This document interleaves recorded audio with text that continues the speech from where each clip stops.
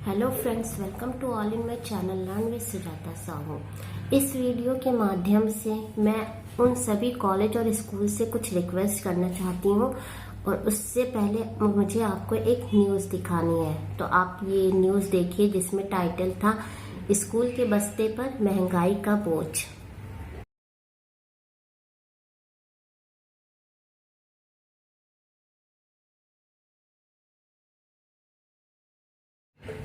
आपने न्यूज़ देखी जिसका टाइटल था स्कूल के बस्ते पर महंगाई का बोझ।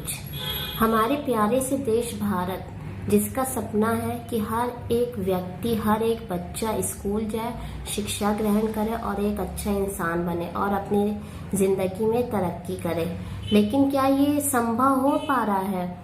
क्योंकि हमने अभी देखा कि कोरोना का जो काल था वो किसी तरह मुश्किल से हम लोग गुजरे हैं और उसमें काफ़ी चीज़ें बदली हैं, जिसमें अब ये कहा जा रहा है कि कोरोना की वजह से या फिर लॉकडाउन की वजह से महंगाई काफ़ी बढ़ गई है। हाँ, मैं मानती हूँ कि महंगाई बढ़ी है, लेकिन कभी आप लोगों ने ये सोचा है कि एक मिडिल क्लास फैमिली जो मुश्किल से अपने घर का खर्च चला रही है, जिसकी सैलरी मान लीजिए 15 से 20 हज़ार है, तो वो कैसे, किन हालातों में अपने घर का खर्च चलाए और कैसे वो अपने बच्चों को स्कूल भेजे। अगर उसके यहाँ 2 या 3 बच्चे हैं तो कैसे उनको इतने महंगी फीस में कैसे पढ़ा पाएगा, कैसे अपने घर का खर्च चला पाएगा? ये कभी आप लोगों ने सोचा है? नहीं। आप हर साल आप अपनी फीस बढ़ा देते हैं, लेकिन क्या आप हर साल अपने टीचरों की सैलरी बढ़ाते हैं? क्या आप हर साल अपने जो सर्वेंट्स हैं उनकी सैलरी बढ़ाते हैं? नहीं ना। तो आप हर साल फीस क्यों बढ़ाते हैं? मेरी एक रिक्वेस्ट है आप सभी से कि आप प्लीज़ उन मिडिल क्लास वालों की सोचिए, उनके घर की प्रॉब्लम समझिए और प्लीज़ फीस को ज़्यादा नहीं तो कम से कम इतनी रखिए कि हर एक बच्चा, हर एक इंसान दे पाए। अब देखिए, अगर मिडिल क्लास फैमिली में कोई भी मेंबर अपने बच्चों को पढ़ा रहा है, उसकी फीस प्लस उसकी ड्रेस की, किताबों की खर्चे, फिर कॉपीज लेनी है, पेन, बाकी सारे स्टेशनरी आइटम्स, वो सब भी उसको लेने पड़ते हैं। प्लस जब ये ऑनलाइन क्लासेस हुई थी तो कभी कभी बच्चों को समझ नहीं आ रहा था, तो बच्चे ट्यूशन्स लगवा रहे थे। ट्यूशन फीस देना, फिर अपने घर का खर्च चलाना। तो प्लीज़ मेरी आपसे ये रिक्वेस्ट है कि आप अपने स्कूल की फीस कम कर दीजिए और हर साल ना बढ़ाइए। अगर आपको बढ़ानी है या फिर अर्जेंट है तो 2 या 3 साल में आप बढ़ाइए, तो इससे कुछ ना कुछ हेल्प होगी।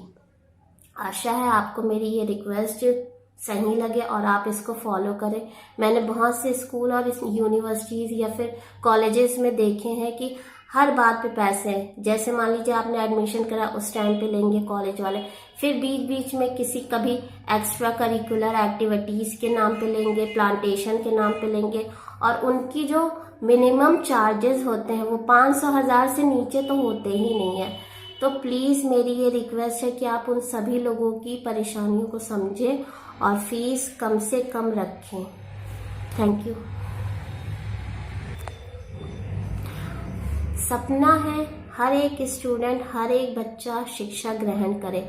आप प्लीज़ इस संदेश को पहुंचाइए ज़्यादा से ज़्यादा, और मैं स्कूल और कॉलेजेस से यही रिक्वेस्ट करूंगी कि आप अपनी फ़ीस में थोड़ा सा तो सोचिए कि कैसे लोग पढ़ा रहे अपने बच्चों को, किस मुसीबत से वो आगे वो कर रहे हैं। कभी कभी उनको कर्ज भी लेने पड़ जाते हैं। अभी अगर कोई भी न्यू एडमिशन होता है तो उसके पूरे साल का खर्च 15-20 हज़ार पहुंच जाता है, जिसकी वजह से कभी कभी फैमिली को इतनी दिक्कत होनी पड़ती है, अपनी ज्वेलरी बेचनी पड़ती है या फिर किसी से लोन लेना पड़ता है या फिर किसी से उधार लेते हैं। तो आप इस बात को समझें। और जो कॉलेजेस हैं बात बात पे जो फीस लेते हैं, जैसे हाँ, मैंने जब देखा था कि 500 की चीज़ वो 1500 या 2000 में दे रहे थे, तो आप उसका मिनिमम चार्जेस रखिए। अगर ज़रूरत नहीं है स्टूडेंट को मत दीजिए।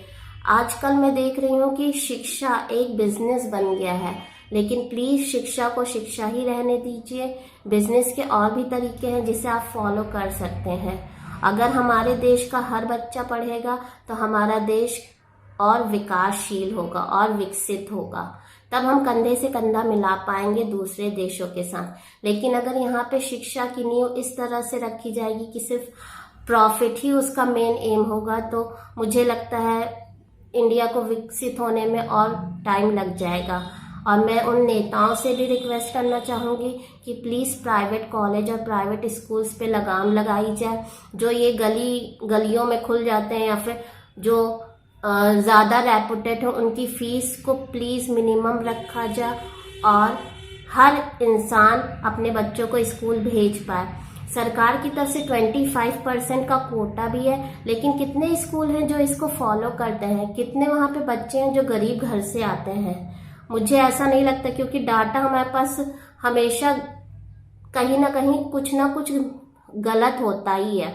तो इस बात का ध्यान रखें और कॉलेजेस स्कूल प्लीज़ आप बच्चों का ध्यान रखें, मिडिल क्लास के बारे में भी सोचें और उनकी फ़ीस को कुछ ऐसा रखिए कि आपका भी लॉस ना हो और बाकी जो इंसान है वो भी दे पाए। Thank you.